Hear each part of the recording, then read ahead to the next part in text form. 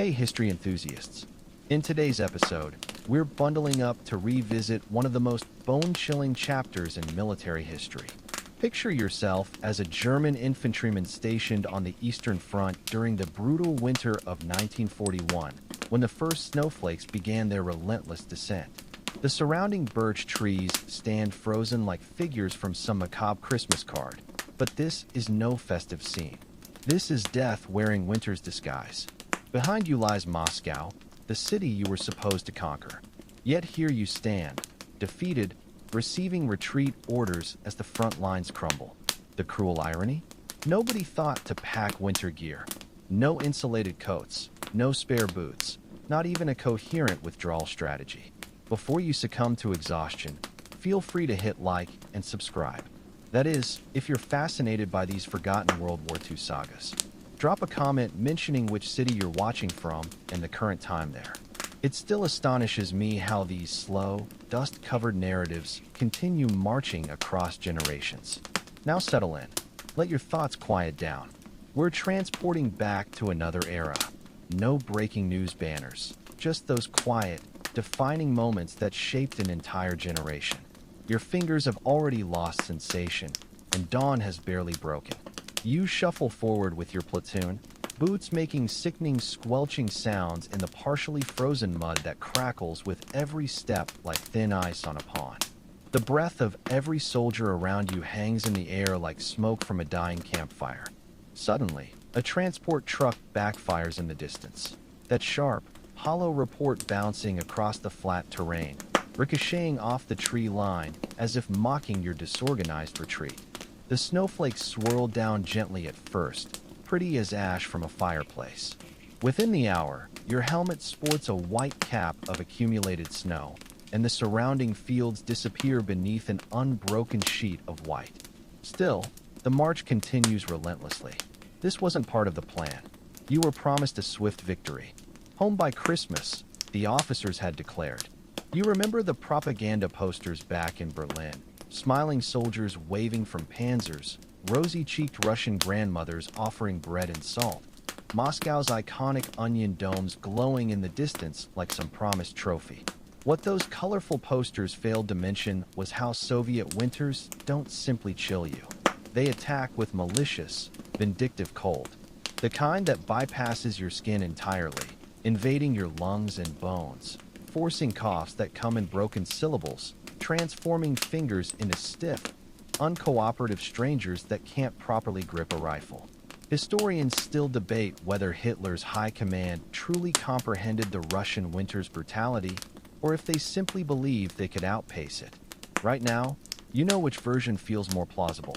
You pass an abandoned panzer parked roadside, its tracks frozen solid into the earth as if it had tried to escape the cold before surrendering. A soldier lies curled beside it in a standard issue coat, arms crossed, eyes permanently closed. No steam rises from his lips. Someone mutters about leaving him be. Keep moving, your sergeant growls. We've got orders to fall back to Clint. Clint, you've heard the name, but never seen it on any map. For all you know, it's just another empty promise the officers tell to maintain the illusion that someone's still steering this disaster. Your mess tin rattles against your pack with each step. Inside, a chunk of black bread that could double as roofing material, 2 precious sugar cubes, and something that might have been sausage in another life. Maybe. The thought of real soup, steaming broth with actual potatoes, glistening with fat, smelling like something other than despair, makes your stomach clench painfully. Your comrade Dieter marches beside you, his boots wrapped in strips of cloth torn from some peasant's barn curtain days ago. He still cracks jokes, but softer now, more like someone telling himself a bedtime story than actual humor. I hear the Russians have retreat trains, he says between chattering teeth. Luxury carriages with silver spoons and dancing girls. Right? You reply through cracked lips, right after the hot cocoa baths. The road bends, revealing a sight that makes the entire column slow. A horse frozen mid-step, still harnessed to an invisible load. Snow blankets its back with deceptive gentleness, like a caring hand had tucked it in. No one speaks, but every man sees it. The silence stretches until someone coughs. And then it's just the endless crunch of boots again, each step more uncertain than the last. Your boots have long since surrendered their waterproof claims. You feel the icy water seeping through the seams with each step. Every few paces, you wiggle your toes desperately, trying to keep them from going numb entirely. The officers claim you'll reach shelter by nightfall, but shelter could mean anything here. A barn, a ditch, an abandoned truck with no fuel. Last night you slept in a chicken coop with 4 other men, and a crate of eggs frozen harder than artillery shells. Some military historians question whether the Wehrmacht ever truly developed viable winter logistics plans. Sure, paperwork existed, directives about extra clothing, fuel rationing schedules, vehicle maintenance protocols, but reality never matched the paperwork. Supplies languished hundreds of kilometers behind the collapsing front. Winter gear shipments got delayed or misrouted. Most soldiers like you still wear autumn uniforms. Wool that now itches and cracks like ancient parchment against your skin. A captured Soviet snowplow rumbles past in the opposite direction, barely operational. It lurches drunkenly, one flickering headlight barely piercing the gloom. In the back, a soldier gives a half-hearted wave, whether mocking your retreat or simply acknowledging shared misery, you can't tell. The sun doesn't so much rise as smear itself across the slate-colored sky. The entire world feels flattened, drained of color. The trees stand skeletal. The wind whispers in a voice that never learned warmth. A Russian boy, maybe 12, watches your column from the forest edge. His oversized fur cap swallows half his face as he clutches a suspicious sack. Potatoes? Pine cones. Something worse? He doesn't move, just observes. Dieter raises his hand in hesitant greeting. The boy doesn't reciprocate. Eventually, the trees thin, revealing another frozen expanse. In the distance, a fire-blackened farmhouse stands half-collapsed beside its miraculously intact barn.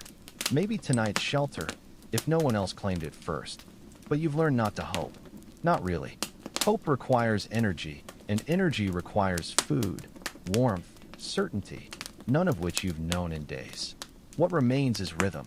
Left foot, right foot, repeat, rifle on shoulder, the metallic taste of snow on your tongue, and the silent understanding that Moscow was never yours to take, never would be.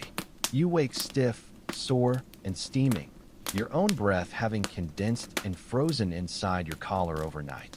The barn you eventually occupied wasn't empty after all. 30 men packed inside like cargo, some curled against straw sacks, others slumped against walls as if sleep ambushed them mid-sentence. Someone's boots got stolen during the night, again. Yours remain frozen to your feet. You learned that lesson 4 nights ago. Removing them risks not getting them back on without tears. And nobody cries openly anymore. Not where others can hear. Outside, the snowfall has doubled, muffling the world in eerie silence.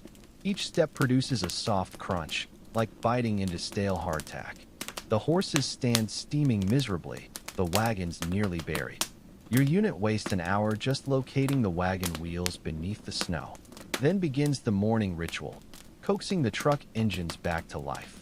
It's an undignified process, scraping ice from windshields with mess tins, beating frozen fuel lines with rifled butts, finally building fires under crankcases because apparently that's the most reliable method.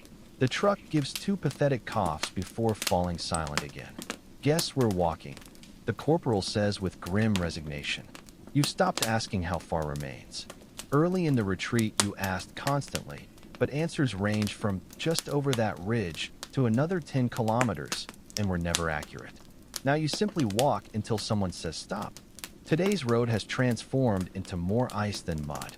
The tracks of the previous retreating column remain etched in the frozen slush like veins, deep, jagged grooves filled with a foul mixture of half-melted snow, urine, and wheel ruts. You follow them like a blueprint, left foot in one frozen imprint, right foot in the next. It's slow going, but safer than venturing off the path and risking a slide into snowdrifts or drainage ditches. Behind you, a soldier slips and falls hard. Nobody helps him up. It's not cruelty, it's energy conservation. He'll rise if he can. If not, well, he'll rise or he won't. Your fingers have gone numb again. You try blowing warm air through your gloves, but the wind steals it before it can provide relief. Dieter walks with his arms tucked into his coat, shoulders hunched so severely he resembles a turtle trying to retreat into its shell. "We should have brought skis," he mutters. "Yeah, you agree. And vodka and a sauna and a new Führer." The oppressive sky hangs low again, that endless gray sheet pressing down on the world. Snow-laden pine branches bend like old veterans bowing under the weight of memory. Crows flap overhead, their cries jarringly loud in the stillness. One lands on a sagging telegraph wire, head cocked, watching your pathetic procession. That's when the road disappears entirely. Your next step plunges you knee-deep into freezing slush. The soldier behind you curses vividly as the entire column hesitates. The few operational trucks grind to a halt. The problem reveals itself. What was once a road has become a frozen marsh. Not even a proper swamp, just a patch of earth that thawed and refroze repeatedly until becoming a boot-sucking, axle-breaking nightmare. Some men start laying logs across the worst sections. Others scout the edges for firmer paths. A few try brute force, revving engines, rocking vehicles back and forth. But one truck already lists dangerously like a dying fish.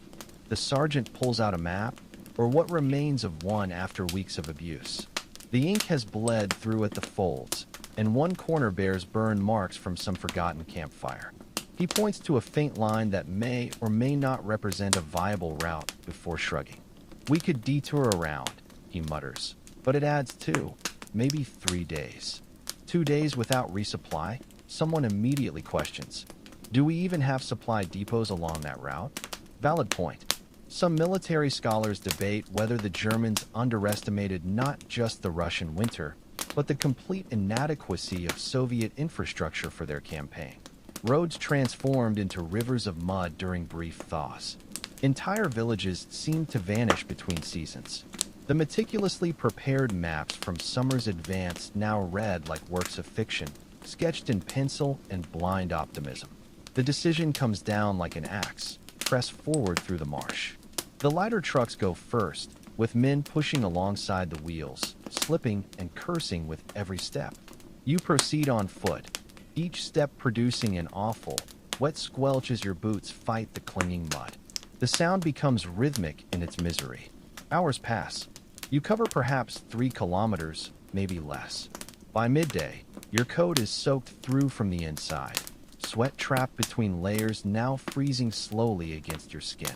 You feel like a dumpling left too long in icy water, boiled then frozen in your own juices. Then you spot something peculiar in the roadside ditch. A single boot standing upright, empty, its opening facing the road like it's patiently waiting for its owner to return. You look away quickly. Lunch consists of a single tin of beans shared between 3 men, cold, slightly frozen, but still better than nothing. Someone makes a joke about earning Michelin stars for this gourmet experience. Nobody laughs. Further along, you pass an abandoned field kitchen that's become a snowdrift sculpture. The ladle still hangs from its hook, frozen mid-swing. You wonder what it last served. Proper pea soup perhaps, or just melted snow garnished with wishful thinking. Late afternoon brings renewed snowfall. Thick, heavy flakes that drift down lazily. You hike your collar higher, pull your cap lower.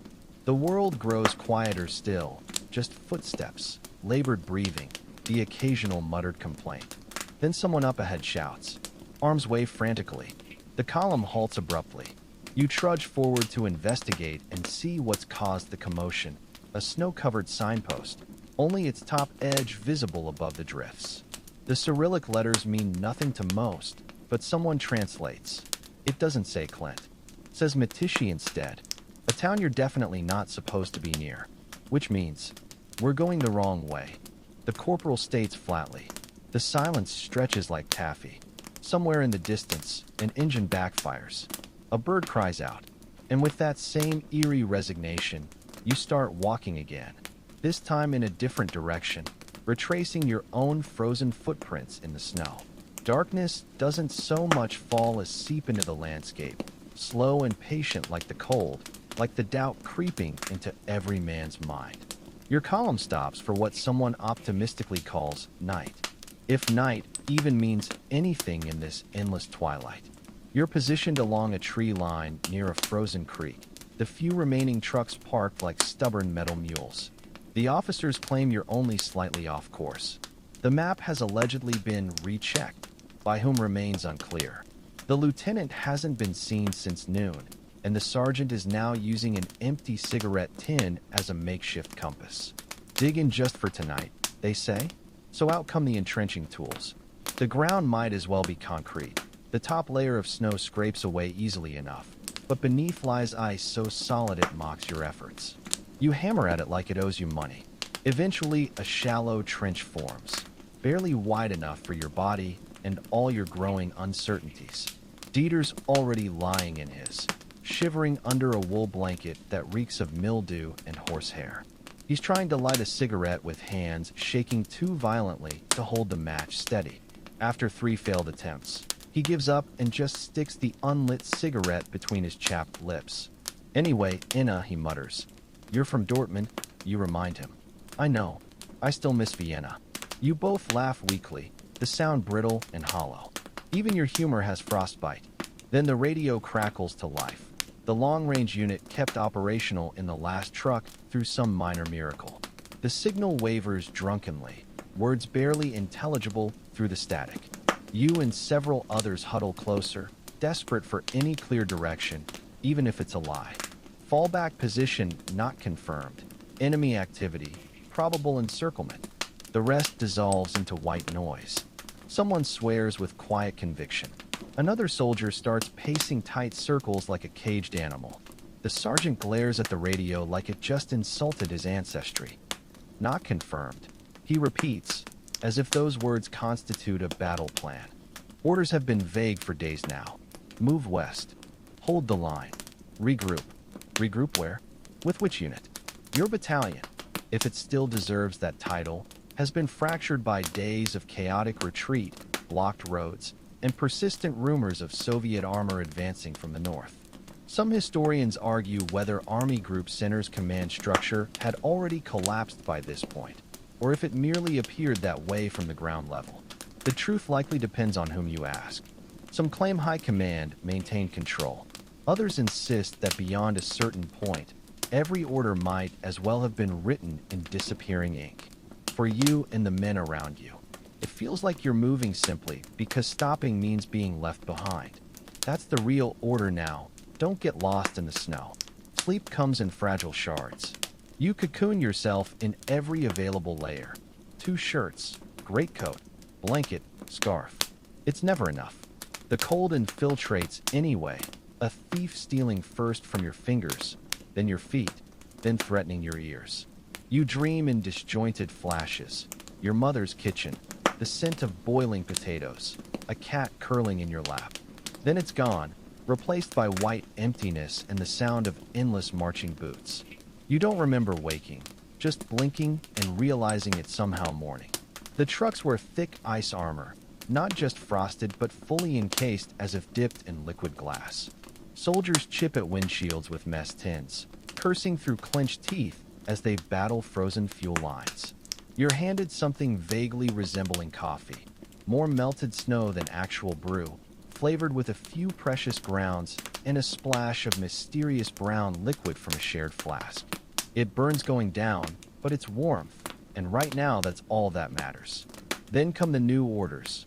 Backtrack northeast to link with another unit near Dmitrov, the opposite direction from yesterday's march. Are they lost? Dieter asks. Or just drunk? You try not to dwell on it. You tighten your boot laces, adjust your scarf, and start marching again. The road's no better than yesterday. Icy patches turn each step into a gamble. The convoy moves with all the grace of chilled molasses, slow, sticky, shedding pieces as it goes. One truck slides irrevocably into a ditch. Its passengers unload what they can carry and join the column on foot without a word. Midday brings heavier snowfall. The flakes are bigger now, falling so thickly you can't see more than 10 meters ahead. The world becomes a tunnel of white, white above, white below, white ahead. Just your steaming breath, your aching feet, and the faint outline of the man ahead. That's when navigation truly fails. You're pulled aside with half the platoon and ordered to scout a shortcut. The corporal insists there's a side road through the woods that rejoins the main route. You're skeptical. This is the same corporal who once claimed goats were superior reconnaissance assets. But orders are orders. So you follow a snow-obscured path into a forest straight from some grim fairy tale. The pines stand thick and heavy with snow, branches sagging like exhausted arms. Everything sounds muffled. No birds, no wind, just the crunch of boots and occasional muttered curses. You pass a milestone, an actual stone marker mostly buried, carved with a Cyrillic name you can't decipher. The only sign you're even on a path. Then the path forks. The corporal stops, frowns, consults his map, rotates it 3 different ways, then announces, "We should go left." Left is west, someone points out. That's east. He pauses, blinks, and turns the map again. Right, then left. Someone groans, but nobody argues. You're all too cold for debate. You take the left path. An hour later, it dead ends at a frozen marsh, flat, bleak, and utterly impassable.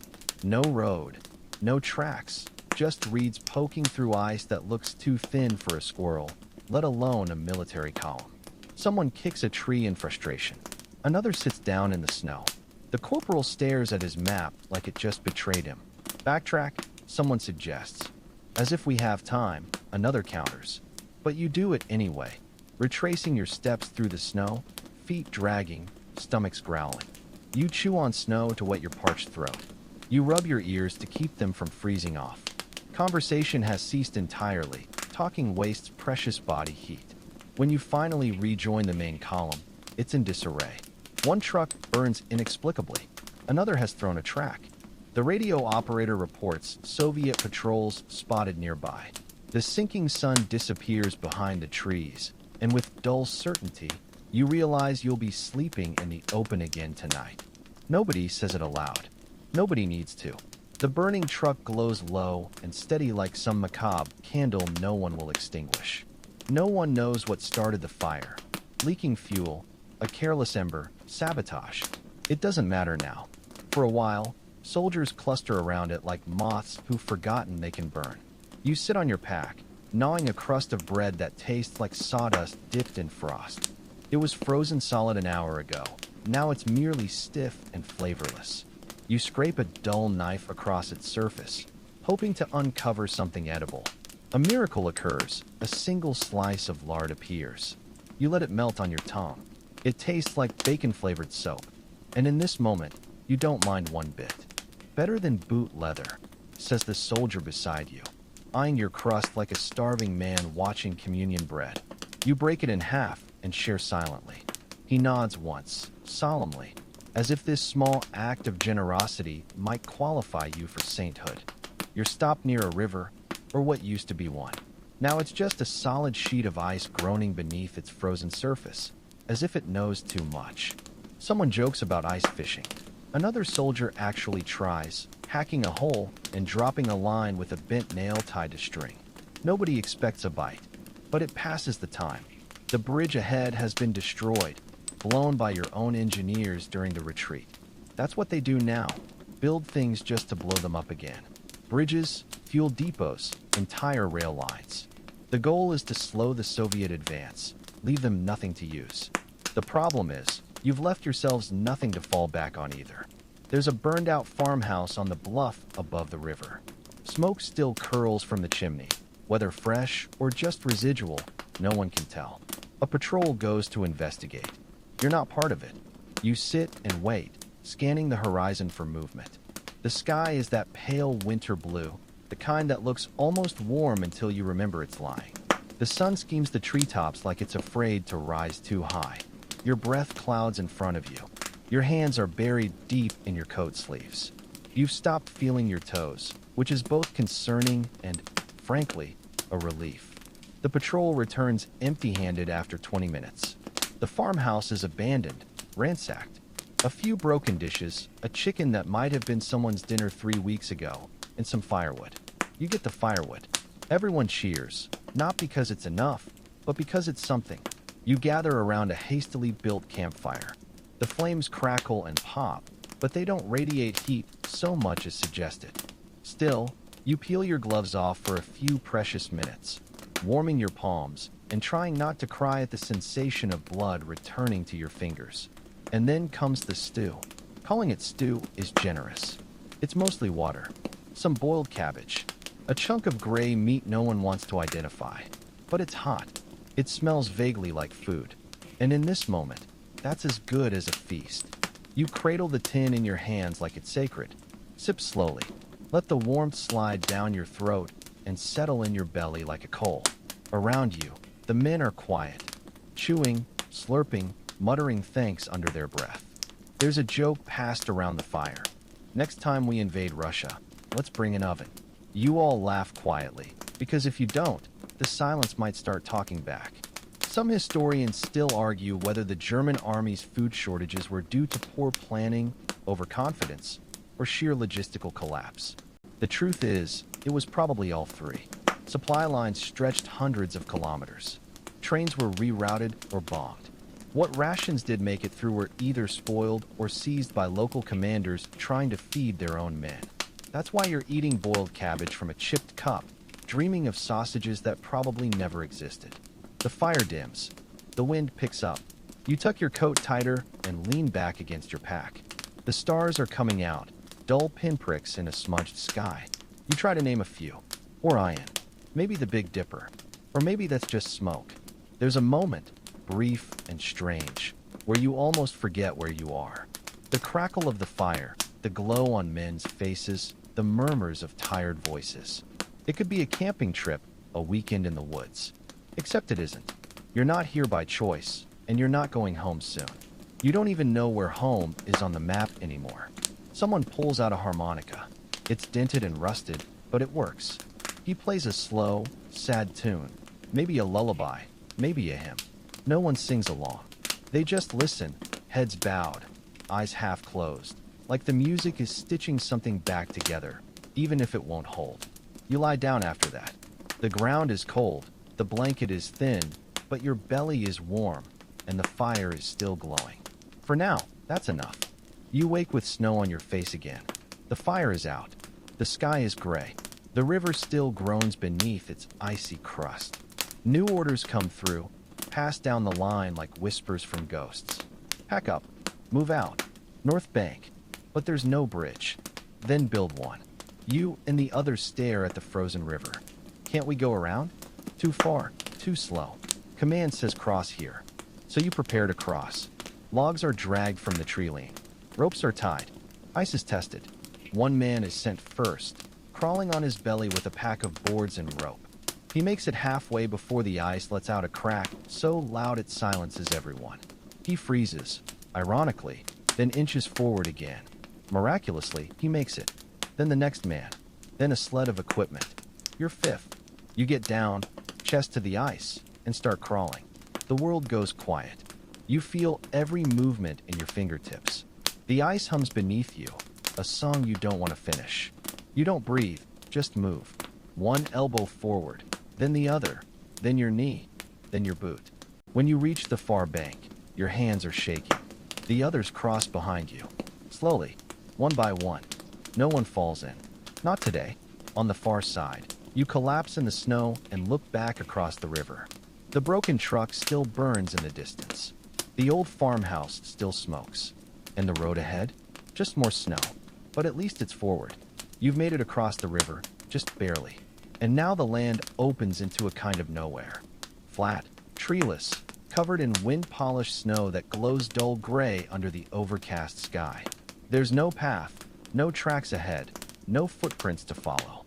Just cold air and a vague sense of direction passed down from someone who swears they saw a village on a map that disintegrated 2 weeks ago. It's here the horses begin to falter. You hear the first one go down around mid-morning. A dull thump behind you, followed by the sound of a man calling out, then notably going quiet. You turn your head. The animal is on its side. Steam curls from its nostrils. Its handler kneels beside it, hat off, head down. Nobody says anything. You just keep walking. You've seen it before. The horses, those not commandeered, left behind, or lost, are the quiet burdens of this retreat. No one planned for them to endure -30 temperatures. And the worst part? They don't complain. They just keep trying. You pass another wagon 10 minutes later, stalled in a snowdrift. 2 men are trying to push it while a third swears at the mule in 3 different dialects. It doesn't help. Nothing moves. Eventually, they begin unloading what they can carry and leave the rest behind. Flour, salt, a few crates of rifle ammunition. The officer takes one last look at the sacks of beans still tied to the wagon bed. Then he shrugs and walks away. You start to understand why the phrase strategic withdrawal is just a fancy way of saying we're losing slowly. The wind picks up again, always from the east, always sharp. You wrap your scarf tighter and duck your head. The snow isn't falling exactly. It's flying, whipped up from the ground in little ghost flurries that sting your face and blind your steps. A soldier next to you mutters something. You can't hear it. He repeats it. We've been here before. What? This field? I swear, 3 days ago. You look around. It's possible. The landscape doesn't change much out here. Flat, frozen white. One drift looks like the next. One patch of ice resembles another. Some scholars question if many Wehrmacht units during the retreat became disoriented not just by the weather, but by the sheer repetitiveness of the terrain. Men marched in circles without knowing. Whole companies passed the same tree 3 times and still swore they were headed west. You keep walking. Left boot, right boot, rifle over your shoulder, helmet pushed low. The wind presses against you like a hand trying to turn you around, and sometimes you wonder if you should listen to it. You reach a copse of trees around midday. Not proper woods, just a few birches hunched together like gossiping old men. It's enough cover for a break. The order comes down, halt for 1 hour. No one cheers, but a few men collapse instantly, falling to the snow like puppets with snipped strings. One lights a cigarette with shaking fingers.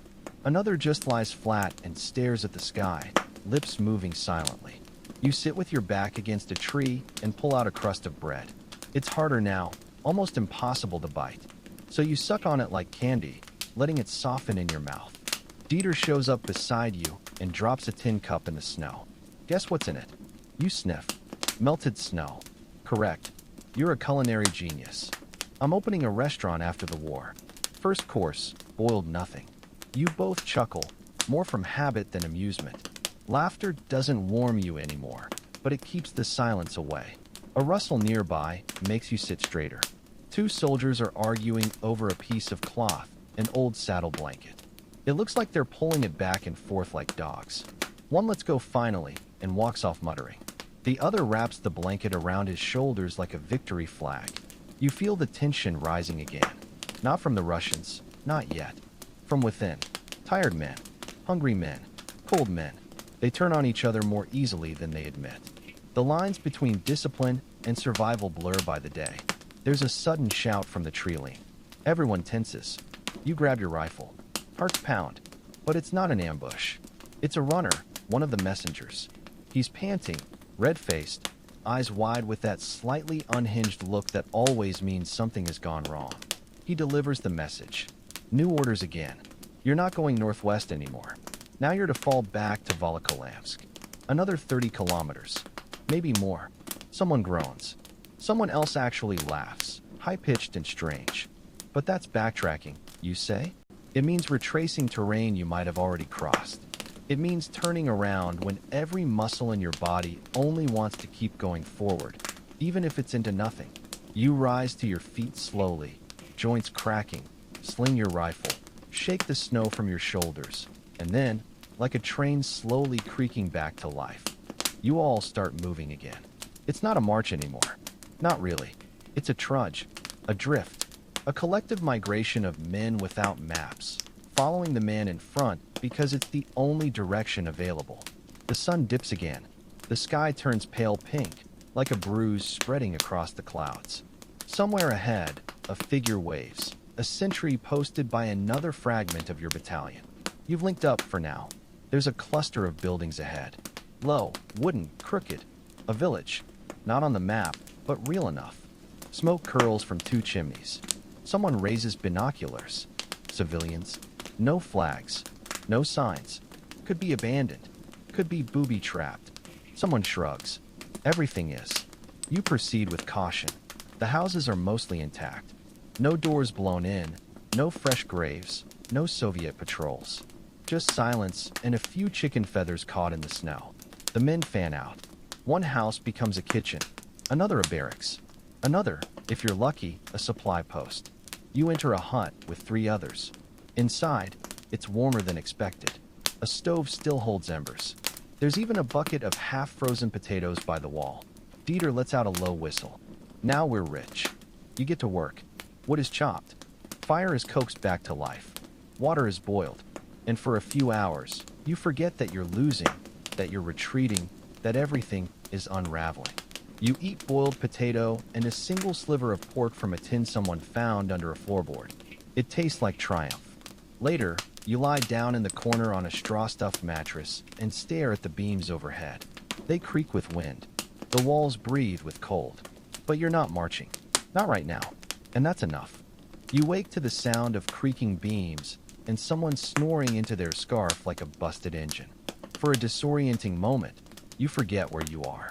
The mattress beneath you is soft, comparatively, and the fire in the stove still flickers.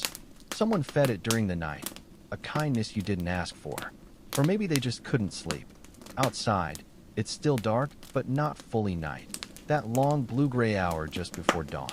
You sit up slowly, joints popping like dry twigs, and for several seconds you can't tell if the ache in your legs is from marching, cold, or simply existing. Someone's already on watch, rifle across his lap, scarf pulled up to his red-rimmed eyes. He nods when you glance over. That's as close to good morning as anyone gets now. There's no coffee, just hot water from melted snow poured into a dented tin and passed around like liquid gold. You sip it slowly, trying not to grimace at the ash flakes floating in it. Dieter's still asleep, curled like a comma, his face turned away from the wind. You watch the road while you drink. Still no tracks, no returning convoy, just a white ribbon stretching between trees, flanked by snowdrifts and silence. Eventually, the corporal calls everyone together. He's not the highest ranking, but he's the only one still pretending the tattered map in his pocket means something. We head west, he says, voice raw from cold. Stick to the road. Look for movement. If we don't find the main column by nightfall, we shelter and reassess. Reassess what? Someone mutters. He ignores it, probably for the best. You set out again, boots crunching, pack straps cutting into shoulders, weapons loose in numb hands. The sun doesn't rise so much as bleed into the sky like thin soup. It provides no warmth, no guidance, just a vague suggestion of up. The road narrows to little more than a wagon trail now, uneven and littered with frozen ruts and wind-blown branches. You step carefully. Every shadow looks like it could hide something, or someone. Mid-morning brings a discovery, though discovery feels too generous. Another abandoned truck, this one sideways in a snowbank, front end smashed, windshield webbed with cracks. No footprints around it. No blood. Just open doors and that same eerie silence. You check the back. Empty. Not even wrappers this time. Just 2 dented helmets and a single glove. Dieter finds a notebook wedged under the driver's seat. He flips through the waterlogged pages. Supply manifest, he announces. Fuel, canned goods, blankets. He shakes his head. They took everything but the paperwork. Some scholars question whether these stranded vehicles represented actual losses or were quietly abandoned by desperate units. The logistics chain had collapsed completely. With fuel scarce, vehicles became liabilities. Paper trails remained. Everything else vanished. You move on. By noon, the wind returns. Not a gale, but sharp and persistent, always head on. It stings your cheeks and finds every gap in your clothing. You pull your scarf over your nose and keep marching. Your breath frosts the wool instantly. Someone starts humming a marching tune, slow and off-key, the kind meant to keep men walking when their legs have given up. No one joins in. No one stops him either. It becomes background noise, like the wind, like your own heartbeat. Then, movement ahead. You see the tracks first, not yours. fresh boot prints, wagon wheels, maybe even tank treads crisscrossing the road, some veering into the woods. You crouch, running a gloved hand over the impressions. Still sharp-edged. Maybe 2 hours old.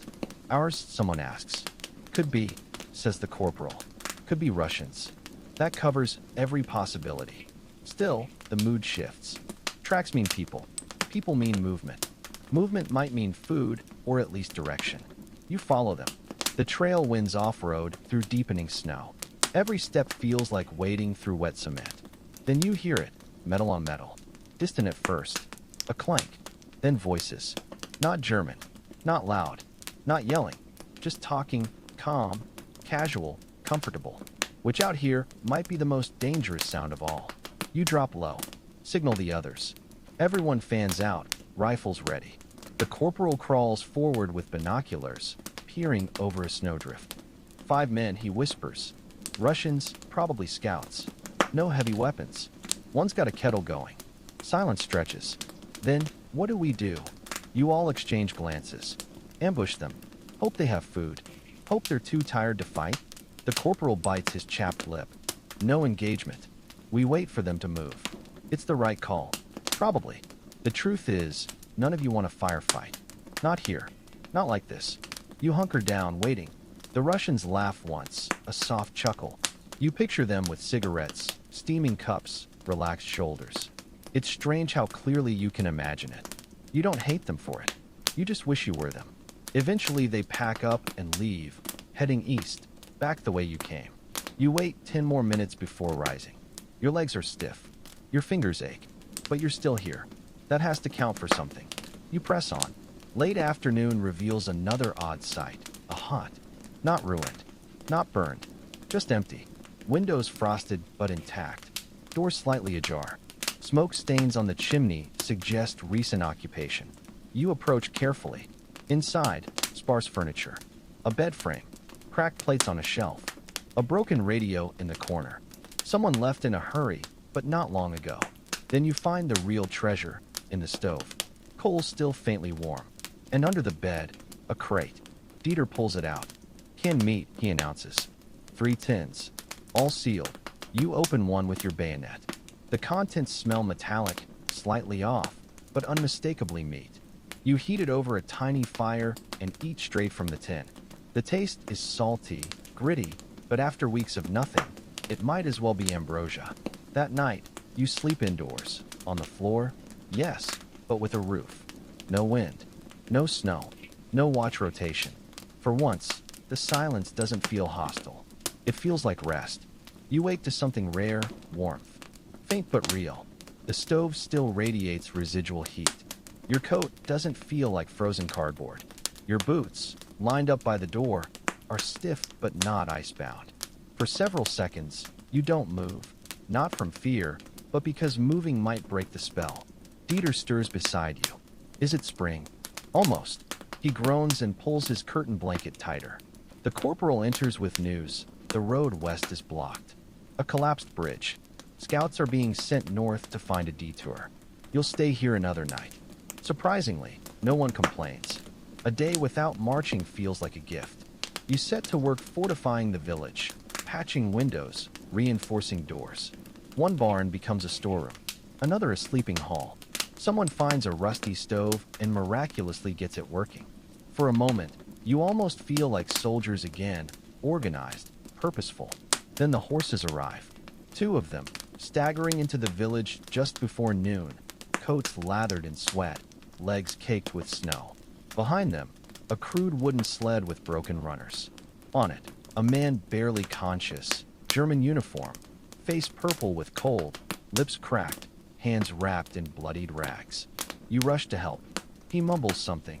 Only a few words cut through. South convoy. Ambushed fire. Then his eyes roll back. He doesn't speak again that day. Just sleeps. Maybe dreams. Maybe fades. You examine the horses. One limps badly. The other just stands, breathing steam. No supplies. No saddlebags. Just the sled and its grim message. By afternoon, you've pieced together what happened. A German convoy tried pushing south toward another fallback point. They were ambushed. This man escaped, rode for hours through the snow. Now he's here, which means someone else might know you're here too. The corporal doubles the watch. You draw second shift again, sunset to midnight.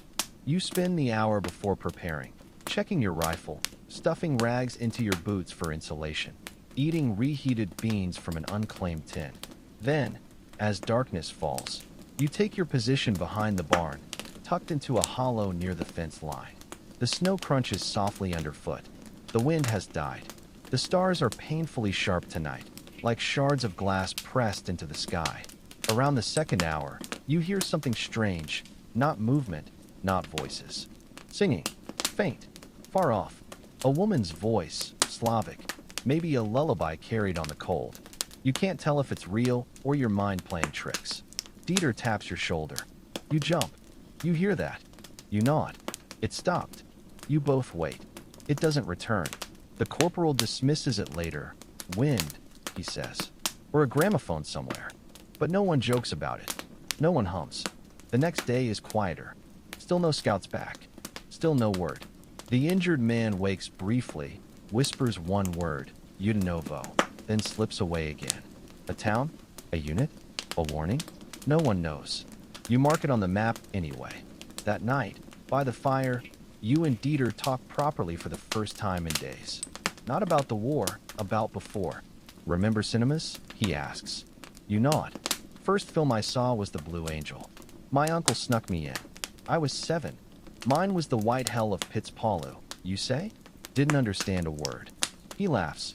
Still don't. Some historians claim these normal conversations during retreat are exaggerated. Too cinematic, too tidy. But you know better. Normalcy is rare now, and that makes it more precious, not less believable. The next morning, the scouts return. One limps. The other has frost clinging to his eyebrows like tiny snowdrifts. But they're alive, and they bring news. There's a pass through the northern woods, away around the collapsed bridge. Rough terrain, but it leads to the main road. From there, Smolensk is reachable. 3 days march, one says. Maybe 4. That's all the corporal needs. You leave before midday. As you step out of the village, you look back only once. The roofs, the fences, the smoke still curling from the chimney, all slowly swallowed by the trees. You don't know who lived here. You don't know if anyone will return. But for a few days, you were warm. You were fed. And you remember the singing. The northern path feels like a trap from the start. Not a road, just a deer trail pressed into the snow. The trees close in immediately, tall pines with black trunks and snow-heavy branches bending low like mourners. You march single file, boots sinking through the crust with every step. The air feels wrong, too still, too thick, like the forest itself is holding its breath. The corporal signals for silence, but quiet is already the rule. No one's talked much since the singing. No jokes, no humming. Even Dieter has turned inward, shoulders hunched, mouth tight, eyes constantly scanning the tree-line. You walk for 2 hours before stopping. The sun glows weakly behind clouds like a lantern behind a sheet. You eat standing up, hard bread chewed mechanically. Up ahead, the scouts pause. The corporal joins them. You catch only fragments. Frozen creek, ridgeline. Check for signs. The column veers left. You follow. The snow deepens. Every step is a struggle. Ice forms at your cuffs, in your beard, inside your gloves. You stop feeling your toes again. You note it clinically. Toes gone, fingers numb, eyes watering. Then a sound. Faint. A crunch that doesn't match your boots. Not birds. Not wind. Different. Everyone stops. Again, closer this time. To the right. The corporal raises a hand. Silence. You crouch behind a log, rifle ready, breath frozen in your throat. Then, figures emerge from the trees. 2 of them. Not soldiers exactly. Their coats are patchwork. One wears a Soviet cap, the other a German scarf. They're armed, but casually. Rifles slung like tools rather than threats. Partisans? Deserters? Both. They see you. Don't raise their weapons. Neither do you. For a long moment, everyone just looks, measuring, calculating. Then the one in the cap raises a hand. Waves once. The corporal nods, barely perceptible, and motions you all forward. You pass each other at 20 meters. No one speaks. Some historians call these encounters the gray zone, when uniforms meant less than survival, when everyone was retreating even if they didn't admit it, when your enemy was whoever fired first and your ally was anyone who didn't. You keep moving. After another hour, the snow clears just enough to reveal a ridge. Below it, the frozen creek the scouts mentioned. And beyond that, a road. A real one. Paved. Plowed, even if not recently. You stop and stare like it's a museum piece. Dieter exhales. Is that Smolensk Road? The corporal doesn't answer, but there's no cheering, just a quiet, collective gravity, like something is pulling you forward again. You descend the ridge carefully, feet slipping on packed snow. At the creek's edge, you test the ice, thick enough. You cross in silence. Once on the road, you regroup. The corporal checks the map, then points west. 2 days, he says. If it holds. If what holds, someone asks. He doesn't answer. The march begins again, different now. The road is solid. Your steps are faster. There's rhythm again. Boots on packed snow. A line moving with purpose rather than just hope. You pass abandoned carts, broken sleds, the remains of a field kitchen, torn canvas, dented pots, spilled oats frozen into a solid slab. Signs of struggle here. Shell casings, a broken helmet, burn marks on trees, but no people. Just echoes. You camp that night in the ruins of another farmhouse. The roof is mostly intact. You block the holes with firewood and rags. The fire crackles.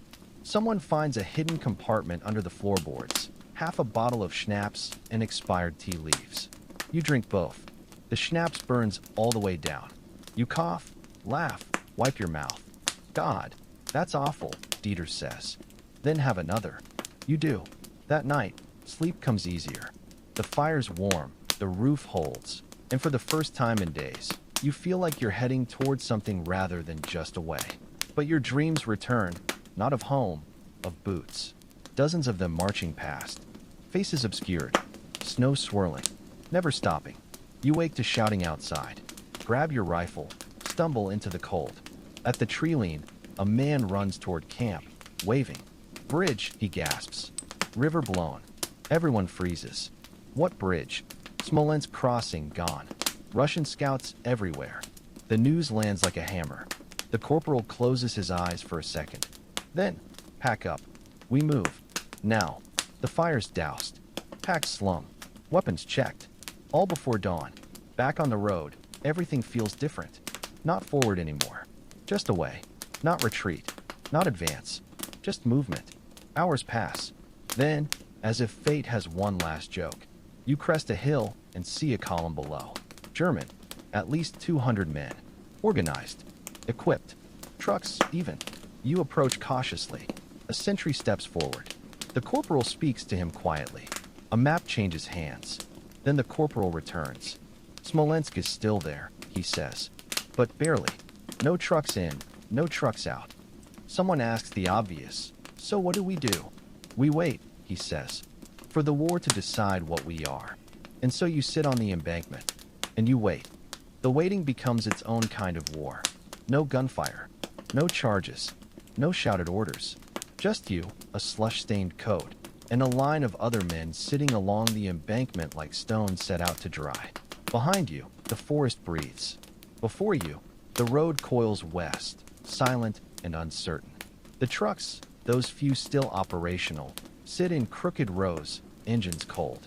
Officers argue in low voices around a map stained with coffee rings. You don't ask what they're saying anymore.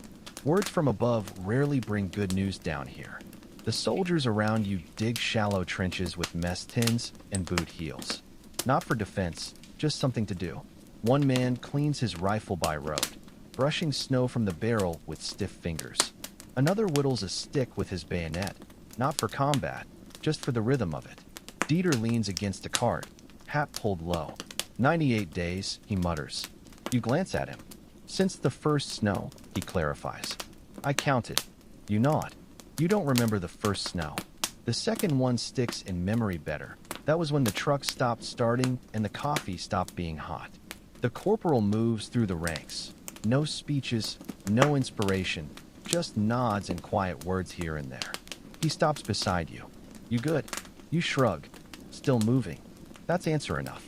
A plane drones overhead, too high to identify, its engine a dull insect hum. Everyone looks up out of habit, not hope. The clouds swallow it whole. Some historians argue whether these motionless pauses, waiting for orders in the snow, unsure of friend or foe, were the most demoralizing parts of the Eastern Front. Others claim it was the relentless marching. But right now, the stillness feels heavier. In stillness, the mind wakes. And that's the problem. You think of things buried under months of footsteps, the train ride east, the man who sang in his sleep, the letters you never sent, the smell of grease and wood in your father's workshop where winter nights weren't so long. Someone's cooking something over a small fire. You can't see what, but the smell cuts through the cold. Onions and lard maybe. Your stomach clenches automatically. You try not to watch. You fail. A dog appears. No one saw it arrive. One moment it wasn't there. Then it was lean, black-furred, assessing eyes. It moves between men without begging, just observing like it's calculating your worth. Dieter reaches out slowly. The dog sniffs, then moves on. Smart dog, he says. You pass time with a game of stones. 5 flat pebbles from the ditch. Toss one up, swipe another, catch the first. You fumble every other turn, but it gives your fingers purpose beyond aching. When the sun dips, the temperature plummets, sharp, immediate. You wrap your coat tighter, press your gloves to your mouth. Breath frosts instantly. No orders come. No news. The trucks stay parked. The officers stay huddled. The road stays empty. So you dig, not for defense, but for heat. A shallow trench to break the wind. You line it with pine branches, lay your coat over your legs, curl against the side. Dieter joins without words. You sit in silence, watching your breath cloud. Then he speaks. You think it ends soon? You don't answer. You ever think we're the ghosts? Just not told yet. Still you don't answer, because you've thought that too. At some point in the night, the nearest fire crackles back to life. The scent reaches you. Wet wood, bitter smoke, something almost warm. Someone sings a lullaby, German this time, low and off-key. You listen, eyes half shut, not to the words, but to the fact someone remembered them. And then, at last, sleep. Not the fractured, twitchy kind. Real sleep. Heavy, dreamless, deep. You're still there in the trench under a blanket of snow. But the marching has stopped. The noise has faded. Even the cold, constant and sharp, feels less like punishment now. Your boots don't hurt. Your shoulders have settled. The silence isn't so loud. The road behind is buried. The one ahead is soft and unclear. But for the first time, you're not trying to trace its every turn. You're just letting it be. You feel the snow on your shoulders, not weighing you down, but tucking you in. Each flake whispers that you made it farther than you thought possible. That this pause, this quiet, this simply being, it's enough. For now, in the distance, wind moves through trees in slow waves. Branches sway like lullabies written in shadow. Somewhere not far, a fire crackles. Boots shift against pine needles. Voices murmur dreams they don't realize they're speaking aloud. You are not alone. You never were. Just tired. Just cold. Just human. So rest here, where even the forest is tired of fighting. Let the hush settle in your lungs. Let your eyes grow heavy. Let the snow fall and the story slow. Because tonight, the war is far away, and sleep is near. Dawn comes without ceremony, just a gradual graying at the edges of the world. You wake slowly, limbs stiff, breath fogging the air above your face. For a moment, you simply exist.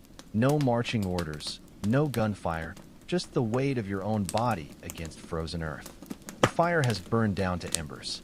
Someone, maybe you, had the presence of mind to bank it before sleep took hold. Now only a faint warmth remains, radiating through the layers of your coat where it presses against your side. You sit up carefully, joints protesting. Around you, others stir, men emerging from their shallow trenches like groundhogs testing the air. Some move with purpose, checking weapons, adjusting packs. Others simply stare at their hands as if surprised to find them still attached. Dieter is already up, crouched near what remains of the fire. He holds a mess tin over the coals, steam rising in thin tendrils. When he sees you're awake, he nods toward it. "Snowmelt," he says, almost warm. You shuffle over, boots crunching in the crusted snow. The tin is passed to you without ceremony. The water inside tastes of metal and pine resin, but it's liquid, and that's enough. The corporal moves through the camp, speaking in low tones to each group. When he reaches you, his face is grim beneath the stubble. "We move in 30, he says. "Smolensk's gone. We're heading west to Orsha. No one asks how far. No one asks what awaits us there. The questions don't matter anymore. Only movement does." You pack mechanically, rolling your blanket, checking your rifle, ensuring your few remaining possessions are secure. The process is so familiar now it requires no thought. Your fingers work on their own, stiff but capable, performing the same motions they've performed every morning for months. The column forms with quiet efficiency. No shouted orders, no confusion. Just men falling into line, their breath steaming in the cold morning air. The road ahead is clear for now, the snow packed down by previous traffic. It won't last, you know that. But for this moment, the going is easy. You walk in silence. The only sounds the crunch of boots and the occasional cough. The landscape is featureless, white fields stretching to the horizon, broken only by the occasional stand of skeletal trees. It could be any day of the retreat. It could be the same day, repeating endlessly. Then, movement ahead. At first you think it's a trick of the light, shadows playing across the snow. But no, there are figures on the road. A group of men, moving slowly, their shapes blurred by distance. The column tenses. Rifles come up instinctively, though no order is given. The corporal moves forward, binoculars raised. A long moment passes. Then he lowers them. "Germans," he says. "From the 78th, by the looks." The tension eases slightly. Not enemies, then, but not necessarily friends either. These days, every man is his own army. The two groups converge cautiously. The newcomers are in worse shape than you. Their uniforms ragged, their faces hollow. One man has his arm in a sling made from a torn greatcoat.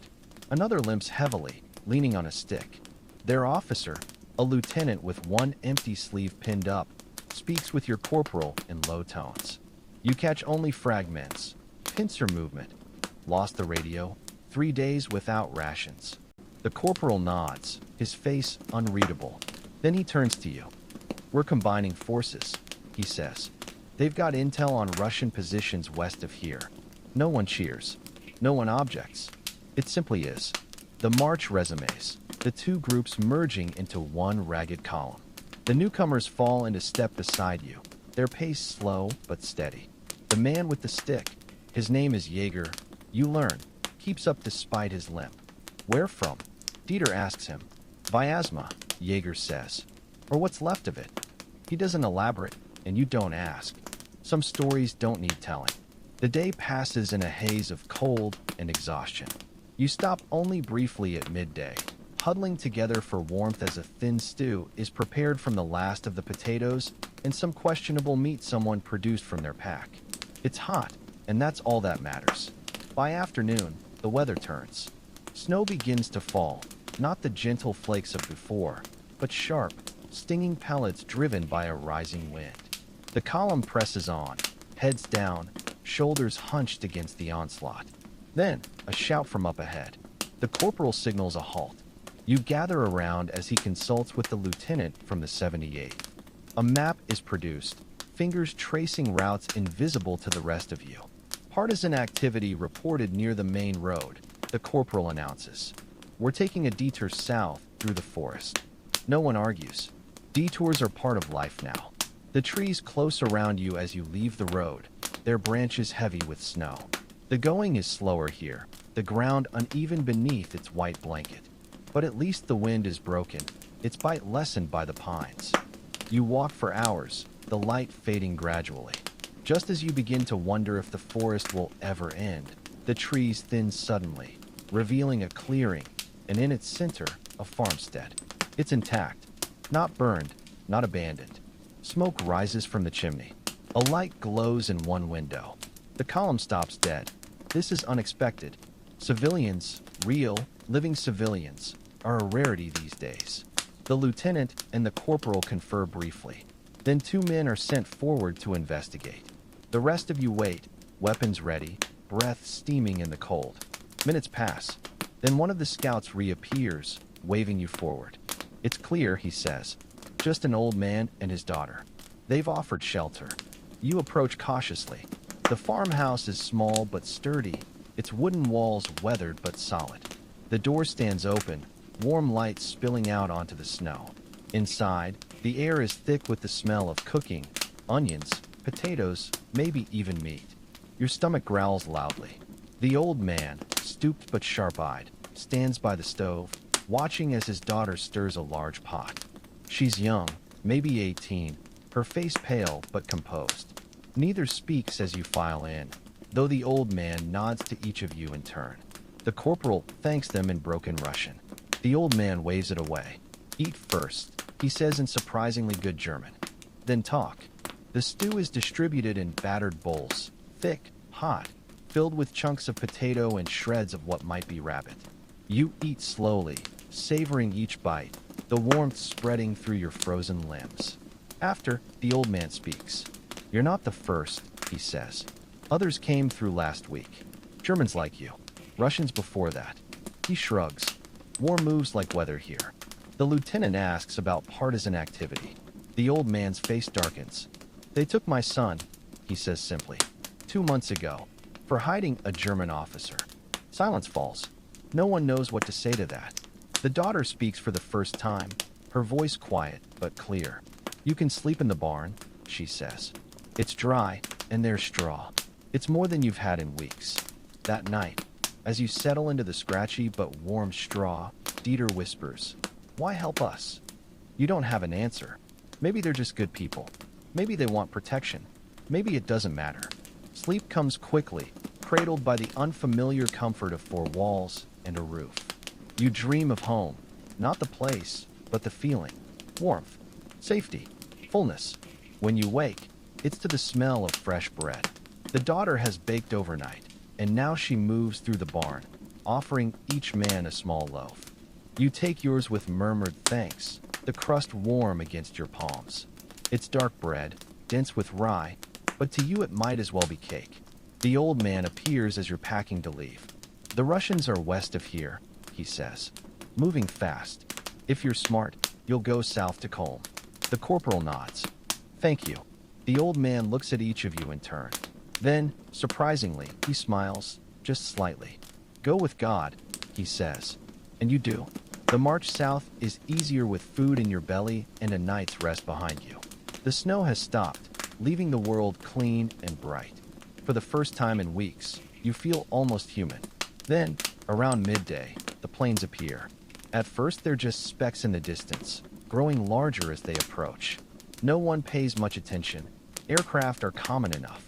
But then the first bomb falls, and the world erupts in fire and noise. You hit the ground instinctively, snow filling your mouth and nose. More explosions follow. Closer now, the concussions pounding through your chest. When it's over, seconds or minutes later, you can't tell. You raise your head cautiously. The column is scattered, men picking themselves up from the snow, checking for injuries. Miraculously, no one seems badly hurt. The planes, Russian by the markings, are already disappearing into the distance, their work done. The corporal checks the map again. We keep moving, he says. They'll have seen us. More will come. No one argues. The rest of the day passes in tense silence, every ear straining for the sound of engines. But the planes don't return, and by nightfall you've reached another forest. This one denser, its pines forming a solid wall against the sky. You make camp in a clearing, fires kept small and hidden beneath the trees. The bread from the farm is long gone, but its memory lingers, making the usual rations seem even more meager by comparison. That night, as you take your turn on watch, you stare up at the stars through the branches. They're brighter here, away from the smoke and fires of the front. You pick out constellations, Orion, the bear, remembering nights spent stargazing as a child. It feels like another life. Dieter joins you after a while, his watch begun. You should sleep, he he says. You nod, but don't move just yet. Do you think they'll remember us? You ask. After, he considers this. Maybe not us, he says at last. But someone will. It's enough. You sleep,